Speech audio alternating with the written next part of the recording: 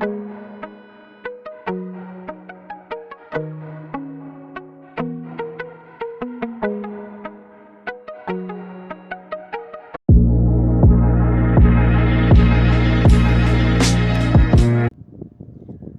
दोस्तों, बहुत बहुत स्वागत है आप सभी का आपके अपने चैनल टारगेटेड वन पे। मैं हूं अमृता और आज हम डिस्कस करने वाले हैं सिलेजिनेला यानी कि एक टेरिडोफाइट सिलेजिनेला के सेक्सुअल रिप्रोडक्शन के बारे में। इसके पहले पार्ट 1 में हमने डिस्कस किया था वेजिटेटिव रिप्रोडक्शन ऑफ सिलेजिनेला और आज हम बात करेंगे सेक्सुअल रिप्रोडक्शन इन सिलेजिनेला। तो ये जो टॉपिक है आपका यानी कि सिलेजिनेला सेक्सुअल रिप्रोडक्शन, ये सभी आपके TGT biology, LT grade, GIC, PGT, MSc, BSc, NEET और क्लास 12 के लिए इक्वली इम्पॉर्टेंट है। तो अगर आप भी हमारे साथ मिलकर के बायोलॉजी की डीप स्टडी करना चाहते हैं तो ज़रूर सब्सक्राइब कीजिए हमारा यूट्यूब चैनल टारगेटेड वन। और अगर आप टेलीग्राम के माध्यम से हमसे इंटरैक्ट करना चाहते हैं, डेली स्टडी मटेरियल, पीडीएफ और क्वेश्चन अटेंड करना चाहते हैं तो ज़रूर जुड़े हमारे Telegram channel target TGT PGT biology के साथ में, जिसका लिंक आपको डिस्क्रिप्शन बॉक्स में मिल जाएगा। हमारे टेलीग्राम चैनल से जुड़ करके आप अपने तैयारी के स्तर को और भी ज़्यादा व्यापक बना सकते हैं। तो दोस्तों, ये तो थी सामान्य सी जानकारी। चलिए बढ़ते हैं आज के टॉपिक की तरफ यानी कि सेक्सुअल रिप्रोडक्शन इन सिलेजिनेला। तो दोस्तों, अगर बात की जाए सिलेजिनेला के अंदर रिप्रोडक्शन की तो दो टाइप्स की पाई जाती है। पहली है वेजिटेटिव रिप्रोडक्शन और दूसरी है reproduction by the help of spore. तो यहाँ यानी कि with the help of spore जो रिप्रोडक्शन देखा जाता है that is a kind of sexual reproduction. तो आज हम बात करने वाले हैं इसी टॉपिक के बारे में। तो दोस्तों, ये टॉपिक स्टार्ट करने से पहले हमें पता होना चाहिए कि वो ऑर्गन जो गैमेट्स हैं उनका प्रोडक्शन कहाँ पे होता है। तो सबसे पहले हम बात करेंगे स्पोर प्रोड्यूसिंग ऑर्गन्स के बारे में और ये काफ़ी ज़्यादा इंपॉर्टेंट सेक्शन है आप सभी के पीजीटी बायोलॉजी का। तो अगर आप टीजीटी की प्रिपरेशन कर रहे हैं तो आपको पता होना चाहिए कि आपका 5% जो क्वेश्चन है वो आपके बीएससी लेवल का आता है। तो यहाँ ये जो हम कंटेंट पढ़ रहे हैं आपके कई सारे एग्जाम्स के लिए बहुत ही इम्पॉर्टेंट है। तो चलिए स्टार्ट करते हैं। तो स्पोर प्रोड्यूसिंग ऑर्गन की अगर हम बात करें तो स्पोर क्योंकि एक रिप्रोडक्टिव स्ट्रक्चर है, तो सिलेजिनेला के अंदर जो स्पोरिफिटिक प्लांट होता है दैट इज डिप्लॉयड यानी कि 2x टाइप और ये सेक्सुअली रिप्रोड्यूस करता है। तो स्पोरोफिटिक प्लांट जो है डिप्लॉयड कंडीशन में है ये एबल होता है रिप्रोड्यूस करने के लिए सेक्सुअली। ठीक है, तो बेसिकली हमने पढ़ा हुआ था ऑलरेडी जब हम वेजिटेटिव स्ट्रक्चर पढ़ रहे थे कि जो प्लांट्स होते हैं सिलेजिनेला बेसिकली क्या है आपका एक हेट्रोस्पोरस प्लांट है, यानी कि यहाँ पर दो डिफरेंट प्रकार के टू डिफरेंट काइंड्स के स्पोर्स का प्रोडक्शन होता है। ठीक है, पहला है मेगास्पोर और दूसरा है माइक्रोस्पोर्स। ये जो स्पोर्स होते हैं ये मेगास्पोरेंजिया और माइक्रोस्पोरेंजिया में इनका प्रोडक्शन होता है। ऑलरेडी हम बात कर चुके हैं कि जैसे मान लीजिए ये आपका एक बोल है और इसके अंदर आपने क्या रखा है, रसगुल्ले रखे हैं। ठीक है, थोड़ा सा फनी सा एग्जाम्पल है लेकिन ये एग्जाम्पल देने के बाद आप जो कॉन्सेप्ट है उसको समझ जाएंगे। तो देखिए जैसे आपका एक बोल है और यहाँ पर क्या है, रसगुल्ले आपने रखे हुए हैं। तो ये क्या हुआ, आपका जो बोल है, आपका जो कटोरा है, ये क्या होगा माइक्रोस्पोरेंजिया और मेगास्पोरेंजिया। ठीक है, और मेगास्पोर्स और माइक्रोस्पोर्स क्या है, ये रसगुल्ले, यानी कि वो कंटेनर वो ऑर्गन जहाँ पर इन गैमेट्स का प्रोडक्शन होता है वही कहलाते हैं स्पोरेंजिया। ठीक है, चलिए आगे देखते हैं। यहाँ जो फर्टाइल लीव्स होती हैं उन्हें मेगा स्पोरोफिल्स का मतलब क्या कि ऐसी फर्टाइल ऐसी लीव्स जिनके पास की स्पोर्स का प्रोडक्शन होता है और वो क्या कहलाते हैं, जिनके अंदर स्पोर्स प्रेजेंट होते हैं उन्हें हम क्या कहते हैं, फर्टाइल लीव्स यानी कि मेगा स्पोरोफिल्स। ठीक है, और जिसके अंदर जिस लीफ के अंदर माइक्रोस्पोर्स प्रेजेंट होते हैं उन्हें माइक्रोस्पोरोफिल्स कहा जाता है रेस्पेक्टिवली। ठीक है, अब ये दोनों यहाँ पर जो दोनों टर्म्स हमने यूज़ किए थे, ठीक है, इनको आप एक कॉम्पैक्ट स्ट्रक्चर के रूप में देख सकते हैं, यानी कि फीमेल और मेल गैमेट दोनों एक कॉम्पैक्ट स्ट्रक्चर में पैक्ड होते हैं जिन्हें हम स्ट्रोबिलस के नाम से जानते हैं। ठीक है, और ये कहाँ प्रेजेंट होता है, टर्मिनल स्ट्रक्चर होता है। जैसे आपका ये क्या है, ट्रेलिंग ब्रांचेस हैं।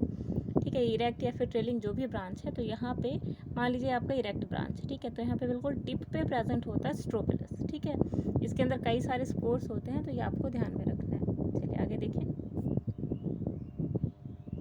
आप देखिए आपकी इमेज पे आपकी स्क्रीन पे दो इमेज आपको नज़र आएंगी जिनमें सबसे पहली इमेज आपको शो करी है ब्रांच जिसके अंदर स्ट्रोबिलस प्रेजेंट है, ये आप देख रहे हैं ब्रांच, ठीक है, और ये क्या है, स्ट्रोबिलस प्रेजेंट है, ठीक है, यानी कि बिल्कुल टिप पे प्रेजेंट होता है। दूसरा दिखा रहा है आपको a branch after formation of strobilus region again changes into vegetative region. ये आप देख रहे हैं कि यहाँ जो स्ट्रोबिलस है, ये स्ट्रोबिलस रीजन है, ठीक है, इसके बाद फिर आगे चल करके फिर से वेजिटेटिव पार्ट में कन्वर्ट हो जाता है, तो ये भी आपको ध्यान रखना है खासा। अब देखिए इमेज नंबर सी है आपका, ये क्या है, मेगास्पोरेंजियम, ठीक है, और ये क्या है, मेगास्पोरोफिल, यानी वो लीफ जिसके अंदर फीमेल गैमेट का प्रोडक्शन होता है या स्टोर होता है, जिसके अंदर या प्रेजेंट होता है, वो मेगास्पोरोफिल कहती है, और जिसके कहलाती है, और जिसके अंदर मेल गैमेट का प्रोडक्शन होता है या मेल गैमेट अटैच होता है, वो क्या कहलाएगी आपके माइक्रोस्पोरोफिल, ठीक है। तो मेरे ख्याल से जो दो टर्म्स है वो आप सभी के लिए यूजफुल होंगे। चलिए बात करते हैं स्ट्रोबिलस की। तो स्ट्रोबिलस क्या होता है, एक रिप्रोडक्टिव स्ट्रक्चर होता है जो कि एक एग्रीगेट स्ट्रक्चर होता है, यानी कि आप एक तरीके से देखें तो एक एग्रीगेट मतलब क्या कि कई सारी चीज़ों का एक कॉम्बिनेशन होता है। कैसे, जो स्ट्रोबिलस होता है उसके एपेक्स पे वो ब्रांचेस के एपेक्स पे प्रेजेंट होता है, ये आप जानते हैं। ये देखिए जो स्ट्रोबिलस है वो बनता कैसे, तो यहाँ पर आप देखेंगे छोटे छोटे लीव्स होते हैं जिन्हें लिग्यूलेट कहा जाता है, ठीक है।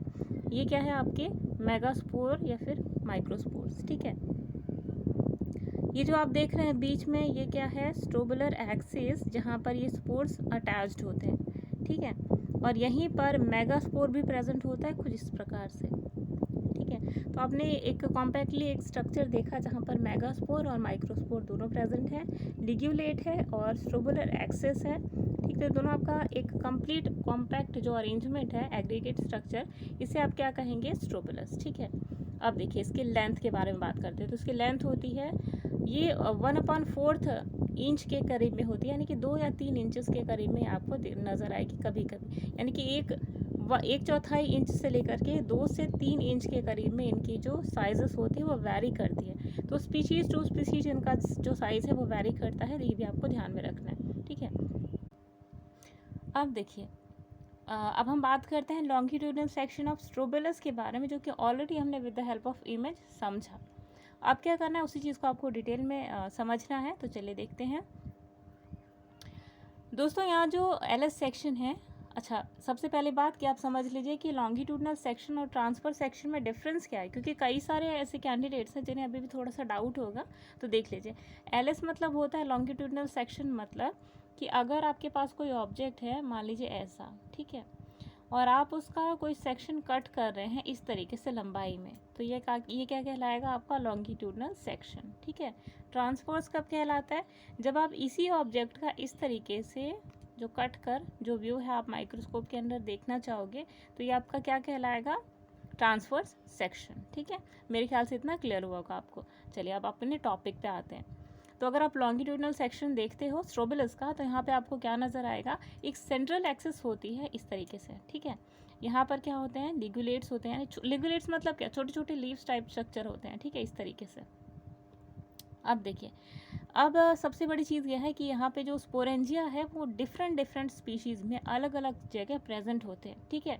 जैसे आपको पता है कि यहाँ पर इसके अंदर आपको तो पता है कि यहाँ पे स्पोरेंजियम होते हैं, मेगास्पोरेंजियम, ठीक है, माइक्रोस्पोरेंजियम, लेकिन यहाँ जो एक बात ध्यान देने वाली है कि यहाँ जो पोजीशन है वो अलग अलग होती है। जैसे किसी किसी स्पीशीज़ में जो एक्सेस होती है उसके बिल्कुल ऊपर प्रेजेंट होता है स्पोरेंजिया, ठीक है। तो ये जो कंडीशन है वो क्या कहलाती है, एक्सिलरी कंडीशन, ठीक है।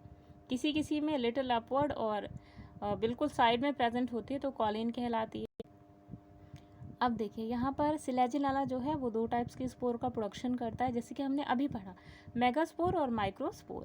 ये जो डाइमॉर्फिक कंडीशन पाई जाती है स्पोर्स में, इसे हेट्रोस्पोरी के नाम से जाना जाता है। क्या कहा जाता है, हेट्रोस्पोरी।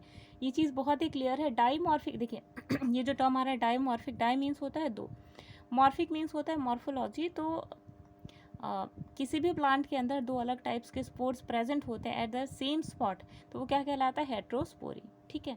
अगर अलग अलग कंडीशन की जगह अगर अलग अलग प्लांट में अलग अलग गैमेट पाया जाता है, स्पोर पाया जाता है, जैसे कि माइक्रोस्पोर अलग में, मेगास्पोर अलग में, तो ये जो कंडीशन थी वो क्या कहलाती, होमोस्पोरी कंडीशन, ठीक है। अच्छा आप देखिए, स्पोरोफिल और स्पोरेंजियम जो है वो प्रेजेंट होते हैं, ये इन दोनों के बीच में एक स्मॉल सी मतलब thin C small membranous structure present होता है, उसे लिग्यूलेट कहा जाता है या लिग्यूल कहा जाता है। तो स्पोरोफिल जो है ये बिल्कुल यहाँ पर देखिए जो लिग्यूलेट है, मैंने अभी डिस्कस किया था आपसे कि जो आपकी एक्सिस है इसके साइड में छोटे छोटे लीफ लाइक स्ट्रक्चर होते हैं जिन्हें लिग्यूलेट कहा जाता है। तो ये वही चीज़ है, इसको आप सिंगल स्ट्रक्चर के रूप में देखेंगे तो लिग्यूल कहलाएगा, अगर आप इस तरीके से देखते हैं कई सारे को एक साथ तो आपका लिग्यूलेट कहलाता है। ठीक है, तो मेरे ख्याल से इतना कॉन्सेप्ट क्लियर है। आगे देखिए, यहाँ जो माइक्रोस्पोरेंजियम है ये माइक्रो और मेगास्पोरेंजिया दोनों के बीच में डिफरेंस क्या है। अगर माइक्रोस्पोरेंजियम की हम बात करेंगे तो माइक्रोस्पोरेंजियम क्या होता है, कई सारे लार्ज नंबर में उसका प्रोडक्शन होता है, जबकि मेगास्पोरेंजिया जो होता है, जो फीमेल गैमेट है, उसका प्रोडक्शन सिर्फ 4 होता है। यानी कि रिडक्शन डिवीजन के बाद मेगास्पोरेंजिया की रिडक्शन डिवीजन के बाद 4 मेगास्पोर्स का प्रोडक्शन होता है, जबकि माइक्रोस्पोर्स की अगर हम बात करेंगे यहाँ पर तो कई सारे नंबर में जो माइक्रोस्पोर्स हैं उनका प्रोडक्शन होता है। तो दोनों के बीच में काफ़ी ज़्यादा डिफरेंस भी है, वो भी आपको ध्यान में रखना है। अब जो स्ट्रोबिलस होता है यहाँ पे वो बाइस्पोरेंजिएट होता है, मतलब कि एक ही स्ट्रोबिलस के अंदर 2 डिफरेंट टाइप्स के स्पोर्स का प्रोडक्शन होता है और दोनों का जो अरेंजमेंट होता है वो भी डिफरेंट पाया जाता है। जैसे कि माइक्रोस्पोरोफिल्स और मेगास्पोरोफिल्स ये अलग अलग स्पीशीज़ में अलग अलग पोजीशंस पे पाई जाती हैं और दोनों का जो स्ट्रक्चर होता है वो भी डिफरेंट होता है। ठीक है, और जैसे कि माइक्रोस्पोरोफिल्स जो होती हैं ये बिल्कुल साइड में प्रेजेंट होती हैं सिलेजिनेला इन इक्वालीफोलिया में, तो ये एक अलग सी कंडीशन है। जबकि अगर सिलेजिनेला रुपेस्ट्रिस की अगर हम बात करते हैं तो मेगास्पोरोफिल ये बिल्कुल लोअर साइड में प्रेजेंट होती है। ठीक है, तो दोनों के बीच में डिफरेंस आपने देखा होगा, काफ़ी माइन्यूट डिफरेंस है और आपके पीजीटी के एग्जाम्स के लिए बेहद ही इंपॉर्टेंट है। अब देखिए एक और केस देखिए, यहाँ पे सिलेजिनेला मार्टेंसी है, एक और स्पीशीज़ है जो कि जहाँ स्पोरोफिल जो होते हैं मिक्स्ड इरेगुलरिटी के साथ में नज़र आते हैं। कैसे, यहाँ पर पोजीशन के ऊपर डिपेंड करता है। जैसे आपका स्ट्रोबिलस है तो एक लेवल तक क्या पाया जाता है, माइक्रोस्पोर्स पाए जाते हैं। ठीक है, फिर उसके बाद मेगास्पोर्स पाए जाते हैं। तो इस तरीके से पोजीशन में डिफरेंस है। किसी किसी स्ट्रोबिलस के अंदर सिर्फ एक साइड में मेगास्पोर पाए जाते हैं और एक साइड में माइक्रोस्पोर्स पाए जाते हैं। तो कई सारी स्पीशीज़ हैं और स्पीशीज़ के अंदर जो वैरायटी है स्ट्रोबिलस की वो आपको यहाँ पे देखने को मिलेगी।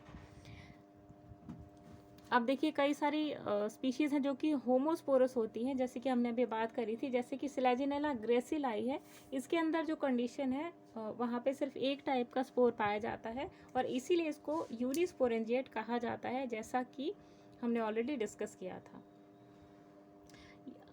सिलेजिनेला ग्रेसिलाई के अंदर जो स्पेशल फीचर्स है उसमें क्या आएगा कि जो यहाँ पे जो प्लांट बॉडी है, ठीक है, या जो स्ट्रोबिलस है उसके अंदर सिर्फ एक प्रकार का या तो माइक्रोस्पोरोफिल प्रेजेंट होगा या फिर मेगास्पोरोफिल प्रेजेंट होगा प्लांट बॉडी के अंदर। ठीक है, तो एक इम्पॉर्टेंट फीचर है जो आपको ध्यान में रखना है। अगला देखिए, अब हम बात करते हैं माइक्रोस्पोरेंजियम और मेगास्पोरेंजियम के बारे में। तो सबसे पहले माइक्रोस्पोरेंजियम की बातें करते हैं। तो यहाँ जो माइक्रोस्पोरेंजियम होता है स्टॉक्ड होता है, यानी कि नीचे आपको यहाँ पे एक पेडिंकल का फॉर्मेशन नज़र आएगा। माइक्रोस्पोरेंजियम ग्लोबुलर होता है, इलोंगेटेड स्ट्रक्चर के रूप में नज़र आता है और इसका जो कलर होता है वो वैरी करता है फ्रॉम रेड टू येलो। ये एक रिमार्केबल फीचर है जो आप आइडेंटिफाई कर सकते हैं जनरली जस्ट विजिबल फीचर से। तो इसका कलर जो होता है रेड से येलो में वैरी करता है और जब ये मैच्योर स्टेज में आ जाता है तो ब्राउनिश नज़र आता है। तो तीनों के बीच में आपको डिफरेंस पता होना चाहिए। अगर मैच्योर स्ट्रक्चर में नहीं है तो येलोइश नज़र आता है, जब थोड़ा और मैच्योर होता है जुवेनाइल स्टेज में जाता है तो रेडिश हो जाता है, और जब ये बिल्कुल ज़्यादा मैच्योरिटी पे जाता है तो ये ब्राउनिश हो जाता है। तो दोनों जो कलर है वो आपको डिनोट कर देगा कि whether the plant is at its maturity stage और नॉट। आगे देखिए, यहाँ जो माइक्रोस्पोरेंजिया है उसको दो लेयर कवरिंग के द्वारा एक कवर्ड होता है और एक कॉन्स्पिक्यूअस टेप्टम लेयर, यानी कि 2 लेयर है, उसके ऊपर एक आपको थोड़ी सी टफ लेयर जो है जिसे टेप्टम नाम दिया जाता है। तो इस लेयर के द्वारा जो माइक्रोस्पोरेंजिया है वो कवर्ड होता है। और यहाँ पे जो यंग स्पोरेंजियम है इसके अंदर एक वॉल का फॉर्मेशन होता है और उस वॉल के अंदर, जैसे जनरली देखिए ये आपका क्या है माइक्रोस्पोरेंजियम, इसके ऊपर 2 लेयर्स होती है, एक तो ये आपकी लेयर है और एक ये है। ठीक है, ये जो आउटर लेयर है आपकी क्या कहलाएगी, टेप्टम लेयर। ठीक है। अब देखिए यहाँ जो यंग स्पोरेंजियम होता है इसके अंदर जो वॉल प्रेजेंट होती है, यानी कि ये इसके अंदर कई सारे मास ऑफ स्पोरेंजियस सेल्स का प्रोडक्शन होता है, और इसके बाद यही छोटे छोटे सेल्स आगे चल करके एक दूसरे से सेपरेट होकर माइक्रोस्पोर मदर सेल्स के रूप में डेवलप करते हैं, और यही आगे चल करके मियोटिक डिवीजन यानी कि रिडक्शन डिवीजन के बाद कई सारे नंबर ऑफ हैप्लॉइड टेट्राइड्स का फॉर्मेशन करते हैं माइक्रोस्पोर्स का। तो बहुत ही सिंपल सा कॉन्सेप्ट है। पहले यहाँ पे क्या होता है, दो लेयर की कवरिंग होती है माइक्रोस्पोर के अंदर। यहाँ पे कई सारे फिर मदर सेल्स यानी कि माइक्रोस्पोर मदर सेल की फॉर्मेशन होती है जो कि आपस में कनेक्टेड होते हैं। जब ये मेचॉरिटी पे आते हैं तो ये फिर माइक्रोस्पोर का प्रोडक्शन करते हैं, और ये तब जब मेचॉरिटी के स्टेज पर एक दूसरे से अलग हो जाते हैं, यानी कि सेपरेशन आपको नज़र आती है। और सेपरेशन के बाद आपको 4 जो है टेट्राइड माइक्रोस्पोर्स नजर आएंगे। टेट्राइड मतलब क्या, एक सेल का 4 में कन्वर्ट हो जाना आफ्टर रिडक्शन डिवीजन। तो बहुत सिंपल सा कॉन्सेप्ट था और मेरे ख्याल से अभी आपको क्लियर हुआ होगा। चलिए आगे देखिए। जो माइक्रोस्पोर होता है जब वो मैच्योर होता है तो यहाँ पर एक सिंबल आपको नज़र आता है। कलर तो अभी हमने एक सिंबल आपको बताया। सेकेंड चीज़ आपको क्या बताई थी, स्पोर की फॉर्मेशन। अब देखिए कि जब मेच्योर होता है तो यहाँ पे जो टेप्टम की लेयर है जो कि आउटर लेयर होती है, ठीक है, और जो इनर वॉल होती है, 2 टाइप की लेयर अभी हमने डिस्कस की थी। तो यहाँ जो आउटर लेयर होती है वो क्या होती है, डिसऑर्गेनाइज हो जाती है, और इसी कारण जो वॉल होती है स्पोरेंजियम की वो जनरली, क्योंकि एक लेयर अभी टेप्टम की वो डिसऑर्गेनाइज हो गई, ख़त्म हो गई, तो एक लेयर जो इंटरनल लेयर वो बची हुई है, और ये भी बिल्कुल सॉफ्ट सी है। तो जैसे ये जो लेयर है ये भी किसी कारण डिजेनरेट हो जाती है या ख़त्म हो जाती है, बस्ट आउट हो जाती है, तो यही माइक्रोस्पोर्स जो कि बहुत छोटे साइज़ में होते हैं बस्ट आउट करके जो डेहिसेंस का प्रोसेस है या जो सीड स्प्रेडिंग का प्रोसेस है इसको परफॉर्म करते हैं, ठीक है। तो एक इम्पॉर्टेंट एस्पेक्ट था मेगास्पोरेंजिया का। चलिए अब माइक्रोस्पोरेंजिया का। अब हम बात करेंगे मेगास्पोरेंजियम के बारे में जो कि एक फीमेल गैमेट है। चलिए बात करते हैं मेगास्पोरेंजियम के बारे में। तो दोस्तों मेगास्पोरेंजियम का जो साइज़ है जनरली वो बड़ा होता है माइक्रोस्पोरेंजियम से, और इसी कारण इसे मेगास्पोरेंजियम कहा जाता है, जबकि माइक्रोस्पोरेंजियम स्लाइटली मतलब थोड़ा सा साइज़ में स्मॉलर होता है एज़ कम्पेयर टू मेगास्पोरेंजियम। एक डिफरेंस और होता है कि मेगास्पोरेंजियम जो होता है वो स्टॉक्ड होता है, यानी कि इसके नीचे एक छोटी सी आपको स्टिक लाइक स्ट्रक्चर नज़र आएगी जो कि उसको अटैच करके रखती है स्ट्रोबिलस के मेन सेंट्रल एक्सिस से, ठीक है। और इसका स्ट्रक्चर लोब्ड लाइक होता है, यानी कि सर्कुलर स्फेरिकल स्ट्रक्चर आपको नज़र आता है। और एक चीज़ और की जो कलर होता है वो येलोइश से लेकर के रेड जो है उसमें वैरी करता है। जैसे देखिए जब ये जुवेनाइल स्टेज में होता है तब ये आपको वाइटिश या येलोइश नज़र आएगा, और जब ये मैच्योर हो जाता है तब ये रेडिश नज़र आता है। जबकि माइक्रोस्पोरेंजियम में ये केस उल्टा था। माइक्रोस्पोरेंजियम में क्या था कि जब जो प्लांट था वो जब माइक्रोस्पोरेंजियम जब मैच्योर नहीं था, जुवेनाइल स्टेज में था, तब वो रेडिश कलर में नज़र आता था। जब मैच्योर हो जाता था तो येलोइश समवॉट नज़र आता था, ठीक है। तो एक रिमार्केबल फीचर है। अगला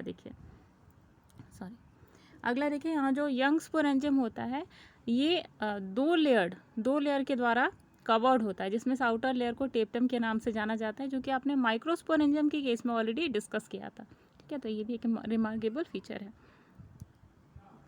अब देखिए जैसे जैसे मतलब डेवलपमेंट स्टार्ट हो जाती है तो मेगास्पोर मदर सेल जो है ये आगे पहले देखिए जब इनमें डिवीजन देखिए डेवलपमेंट का प्रोसेस हम लेटर ऑन काफ़ी अच्छे से डिस्कस करेंगे। बस आपको थोड़ा सा ये मोटा मोटी पता होना चाहिए कि जो मदर सेल है, जब माइक्रोस्पोर मदर सेल है जब ये ऐसे प्रेजेंट होती हैं तो मैच्योरिटी के स्टेज में एक स्टेज ऐसी आती है कि मेगास्पोर मदर सेल काफ़ी कॉम्पैक्टली एक दूसरे से अटैच होते हैं, लेकिन जैसे ही ये फुल्ली मैच्योर हो जाते हैं तो इनके बीच में एक सेपरेशन नज़र आएगी। ये सब एक दूसरे से गैप के द्वारा सेपरेट हो जाएंगे, ठीक है। तो ये भी एक रिमार्केबल फीचर है।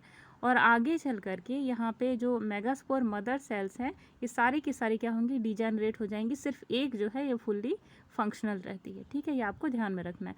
लेकिन माइक्रोस्पोरेंजियम के केसेस में जितने भी वहाँ पे माइक्रोस्पोर्स थे सब के सब आगे चल करके फुल्ली फंक्शनल रहते हैं, ठीक है। तो ये भी आपको एक मेन डिफरेंस के तौर पे इसे याद रखना है। आगे देखिए आगे चल कर के इनमें जो रिमेनिंग जो एक यहाँ पे बचता है माइक्रोस्पोर मदर सेल, उसके अंदर मियोटिक डिवीजन होती है, यानी कि रिडक्शन डिवीजन होती है, और उसके बाद 4 हैप्लॉइड मेगास्पोरेंजियम जो हैं वो बनते हैं। ठीक है, जैसे फॉर एग्जांपल देखिए सिलाजिनेला रुपेस्ट्रिस में यहाँ पर सिर्फ एक मेगास्पोर बनता है मेगास्पोरेंजियम के अंदर, और मैच्योरिटी के बाद जो टेप्टम सेल्स होती हैं, देखिए जो टेप्टम सेल्स होते हैं यानी कि आउटर कवरिंग जो होता है और जो इनर जो कवरिंग होता है, यानी कि आपने देखा था कि माइक्रोस्पोर मदर सेल जो होती है 2 लेयर्स के द्वारा कवर्ड होती है। तो बाहर की जो लेयर है वो डीजेनरेट हो जाती है, सिर्फ अंदर की जो वॉल है वो एज इट इज़ रहती है। ठीक है,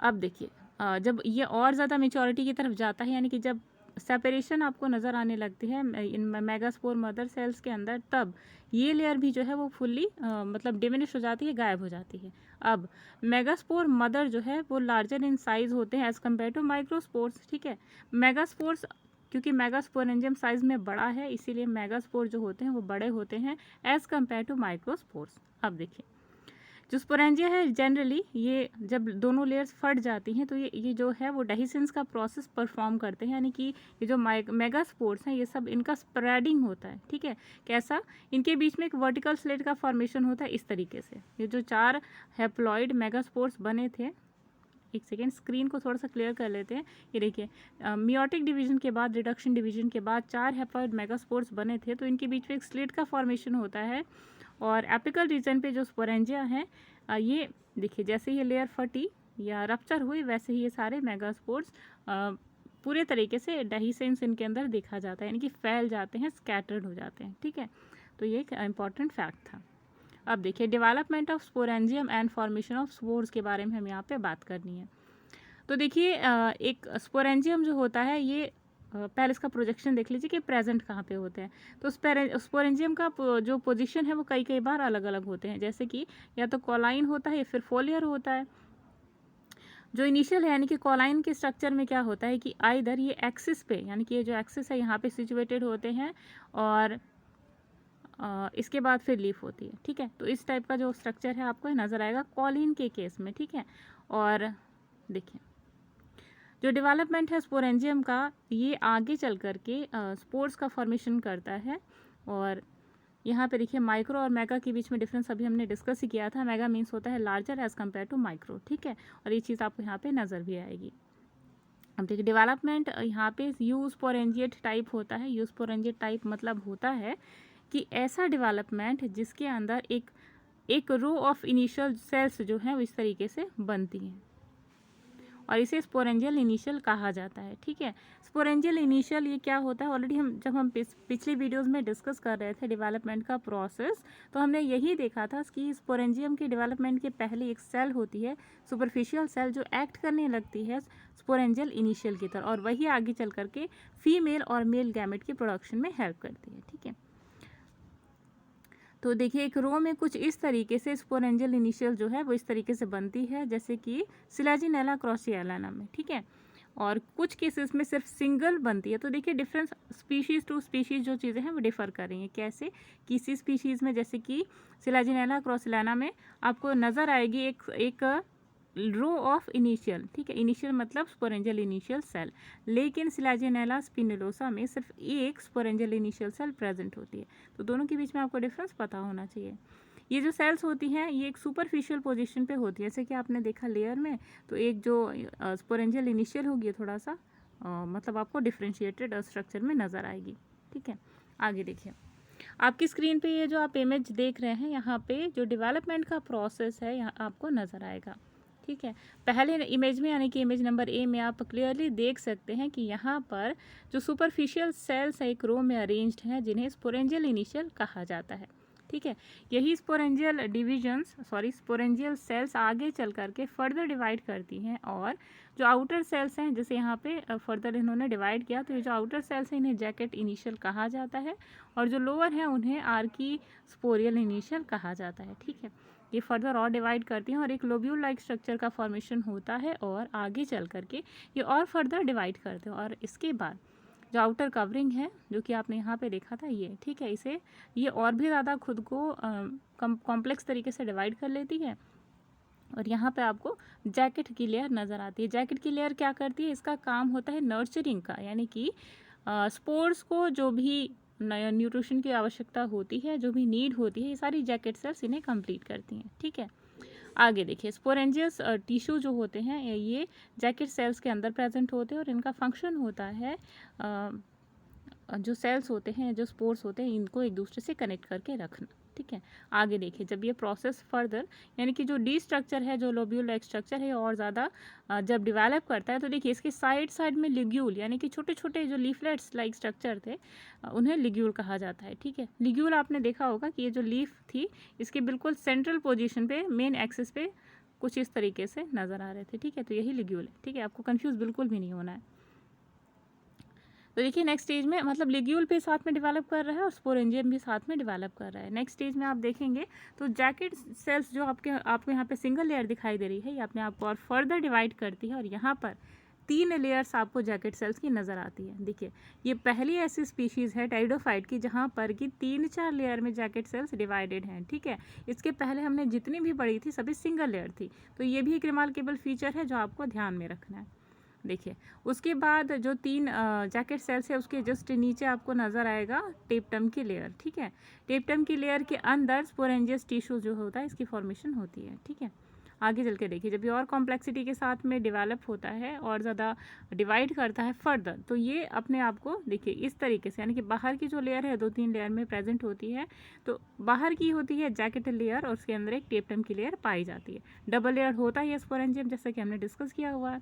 ठीक है, इसके अंदर देखिए क्या होता है, 2 लेयर्स के अंदर स्पोरेंजियल देखिए स्पोरेंजियल वाल जो है वो स्पोरेंजियल वॉल यानी कि टेप्टम और उसके अंदर की जो लेयर, उसके बाहर की जो लेयर होती है वो जैकेट सेल। ठीक है, तो इन्हीं के जैकेट सेल के अंदर होता है टेप्टम। अब देखिए इसके अंदर जो छोटे छोटे आपको डॉट लाइक स्ट्रक्चर नज़र आ रहे हैं ये है माइक्रोस्पोर्स। ठीक है, और इनके नीचे आपको ये स्टिक लाइक या फिर पाइप लाइक स्ट्रक्चर नज़र आ रहा है, इससे स्टॉक कहा जाता है और इस साइड में आपको लिग्यूल नज़र आ रहा है। ठीक है, ये देखिए जब और फर्दर डिवाइड करता है तो सारे के सारे मैक्सिमम डिजेनरेट कर जाते हैं माइक्रोस्पोर मदर सेल, लेकिन आगे चल कर के जो फुल्ली फंक्शनल होते हैं वो इस तरीके से मैच्योर नज़र आते हैं। सिंगल न्यूक्लिएटेड और मेगास्पोर आपको नज़र आ रहे हैं। ठीक है, अब इनके बीच में आपको सेपरेशन दिख रहा है क्योंकि ये मैच्योर हो चुके हैं, लेकिन जब ये मैच्योरिटी तक नहीं पहुँचते हैं तब एक दूसरे से इंटरकनेक्टेड नज़र आते हैं। ठीक है, तो ये जो प्रोसेस है डेवलपमेंट का इसको आपने इमेज की हेल्प से समझा। ठीक है, तो दोस्तों यहाँ पे ख़त्म होती है हमारी आज की वीडियो। आई होप आपको वीडियो पसंद आई होगी और फिर भी कोई डाउट बचता है तो आप हमारे कमेंट बॉक्स में लिख सकते हैं और जो भी डाउट्स होंगे हम पूरी कोशिश करेंगे आपके डाउट्स को क्लियर करने की। नेक्स्ट वीडियो में मिलते हैं जिसमें हम डेवलपमेंट के प्रोसेस को और भी ज़्यादा अच्छे तरीके से पढ़ेंगे और एक नया कॉन्सेप्ट आप सभी के सामने लेकर आएंगे। तो दोस्तों अगर सेशन अच्छा लगता है तो प्लीज़ अपने फ्रेंड्स के साथ में शेयर करें और एक लाइक ज़रूर दें क्योंकि आपकी लाइक्स जो हैं वो हमारे चैनल को बहुत ही ज़्यादा प्रमोट करती हैं और अगर आप लाइक नहीं करते तो हो सकता है ये चैनल बंद भी हो जाए। तो अगर आप चाहते हैं कि चैनल की जो वीडियो है उसी तरीके से कंटिन्यू करें तो एक लाइक ज़रूर दीजिएगा। तब तक के लिए अमृता को दीजिए इजाज़त, मिलते हैं नेक्स्ट वीडियो में। नमस्कार।